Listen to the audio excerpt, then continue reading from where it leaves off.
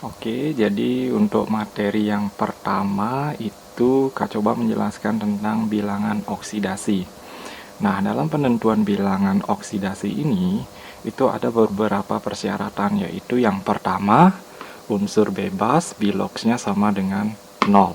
Nah, maksudnya unsur bebas di sini adalah beberapa contohnya itu adalah N2, Cl2, Br2, O2, AU, Fe, dan yang lain. Jadi unsur bebas itu sama artinya dengan unsur yang berdiri sendiri.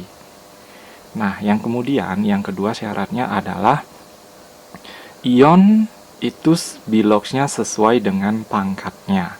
Nah, beberapa contohnya di sini adalah Ca2+, berarti Biloxnya itu sendiri adalah plus 2. Sedangkan Cl- berarti sesuai dengan pangkatnya itu Biloxnya adalah min 1. Nah, kemudian ada beberapa syarat yang lain, yaitu misalnya H atau hidrogen dalam bentuk senyawa itu umumnya adalah plus 1. Nanti ada beberapa pengecualian. Misalnya yaitu H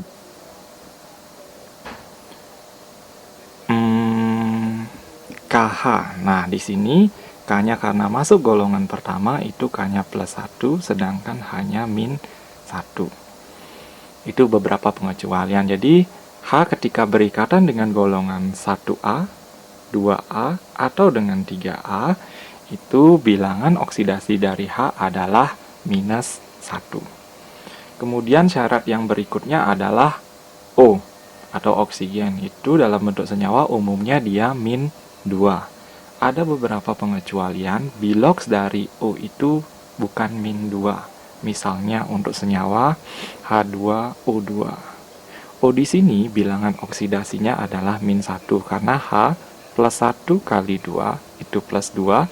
Kemudian untuk menjadi 0 otomatis Biloxnya adalah min 2 karena O-nya di sini ada 2, berarti min 1 kali 2. Nah, syarat yang berikutnya adalah untuk golongan 1A itu Biloxnya adalah plus 1, sedangkan golongan 2A itu plus 2, golongan 3A plus 3, 6A min 2, dan golongan 7A min 1.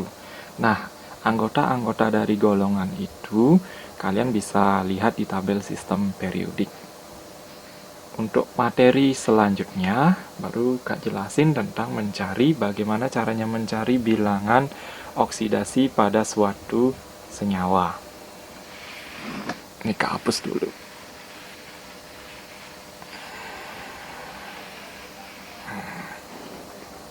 Nah, di sini misalnya ada dua buah senyawa, yaitu H2SO4. Bagaimana caranya mencari Biloxnya? Nah, Kak pindahin dulu ke sini. H2SO4. Jadi sambil menjelaskan sambil memegang kamera Kak ya. Jadi pelan-pelan aja.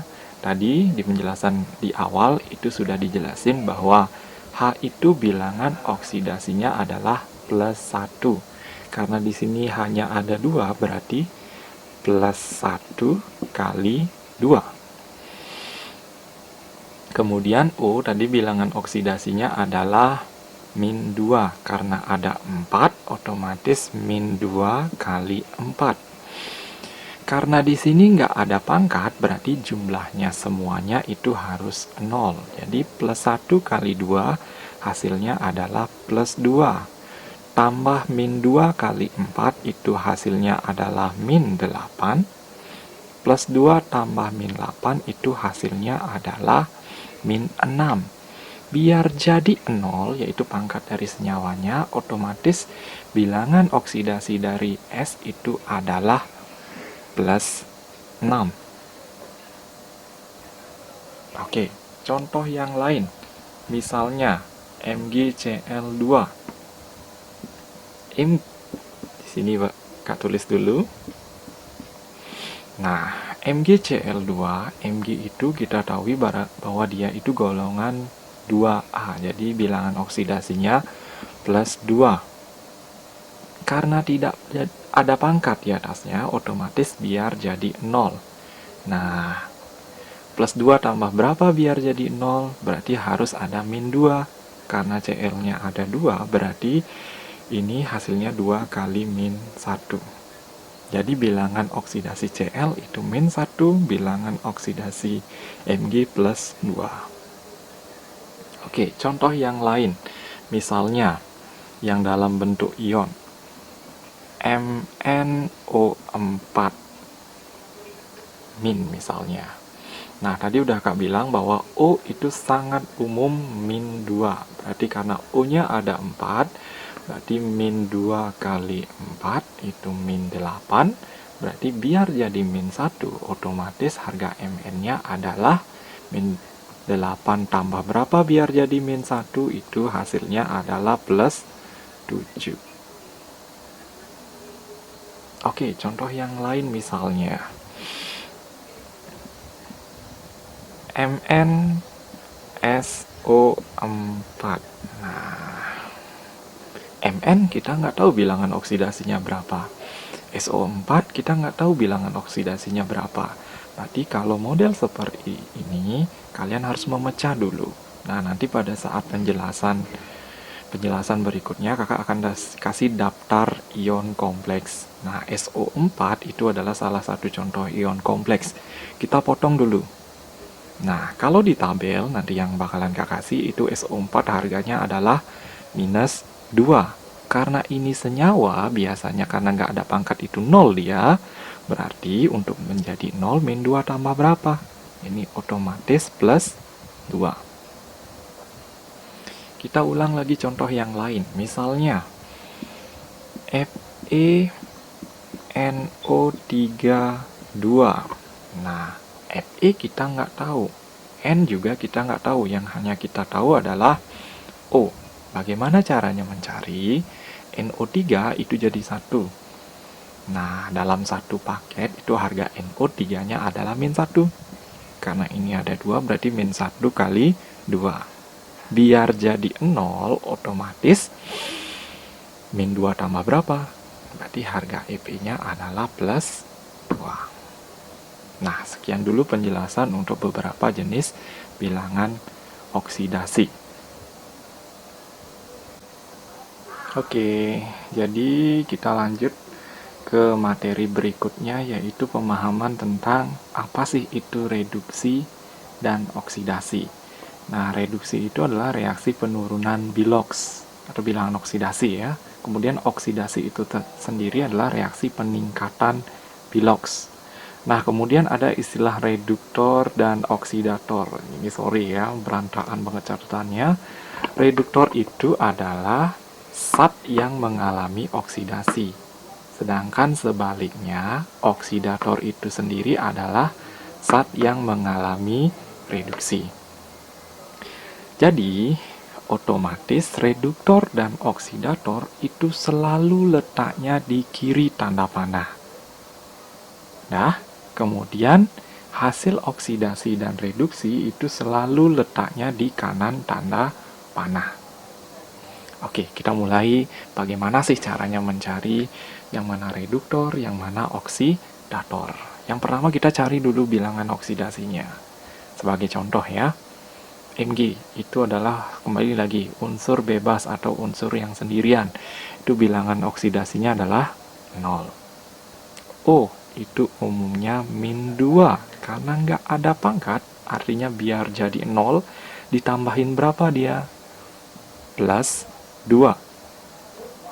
Kemudian yang di kanan tanda panah. O, sekali lagi, min 2. Biar jadi 0, itu otomatis Mg-nya adalah plus 2. Unsur yang sendirian, sekali lagi, bilangan oksidasinya adalah 0. Nah, kalian perhatikan unsur yang mengalami perubahan biloks. Siapa tuh? Mg ya. Dari 0 menjadi plus 2. Itu naik. Jadi kalau naik, kembali lagi ke atas, itu nama reaksinya adalah oksidasi.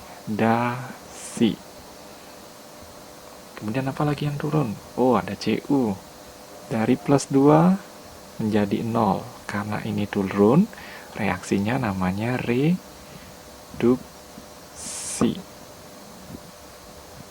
Ya, jadi kalau naik oksidasi, kalau turun itu reduksi. Jadi yang naik itu Mg dari 0 menjadi plus 2, kemudian yang turun itu adalah Cu dari plus 2 menjadi 0. Nah, kita cari sekarang oksidator sama reduktornya. Sekali lagi, reduktor yang mengalami oksidasi. Tadi siapa yang mengalami oksidasi? Yaitu Mg dari 0 menjadi plus 2.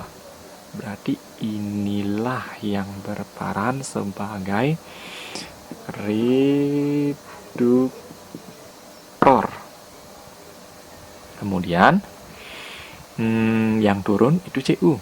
Berarti yang turun atau yang mengalami reduksi itu namanya yang ini oksidator. Jelas? Yang ini namanya hasil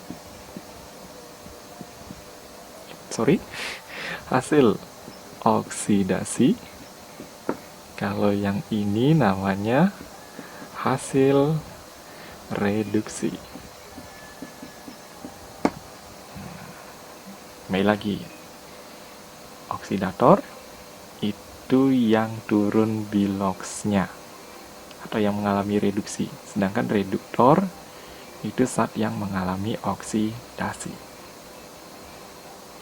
Cermati lagi ya, pelan-pelan. Oke, contoh yang kedua kalau misalnya kalian kurang jelas. Misalnya ini, MnO4 sekali lagi. O, min 2 kali 4, min 8. Biar menjadi min 1, otomatis tambah berapa? Jelas, tambah 7. Kemudian ini, H umumnya adalah plus 1 kali 2, karena jumlahnya 2. Plus 2, O-nya umum, min 2 kali 4, min 8, plus 2 tambah min 8, min 6, biar jadi 0, karena nggak ada pangkatnya. Otomatis ini adalah plus 6. Nah, ini Mn nggak tahu, S nggak tahu. Kembali lagi kita potong. SO4 itu ada ionnya, yaitu harganya min 2, nanti di tabel yang bakalan Kak kasih.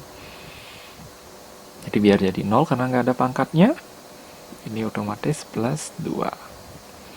Ini plus 1 kali 2, karena hanya plus 1 jumlahnya ada 2, jadi plus 2, biar jadi 0, min 2. Nah, baru perhatikan sekarang, siapa yang mengalami perubahan bilox?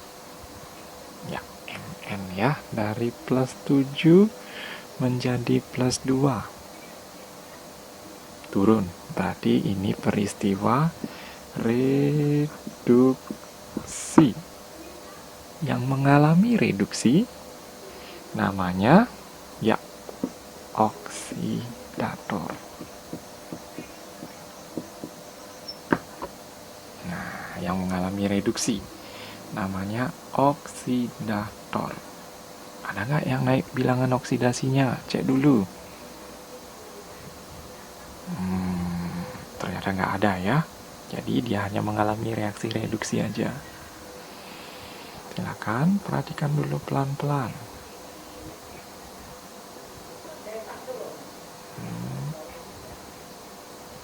Oke, itu aja dulu untuk penjelasan bilangan oksidasi dan penentuan reduktor beserta oksidator.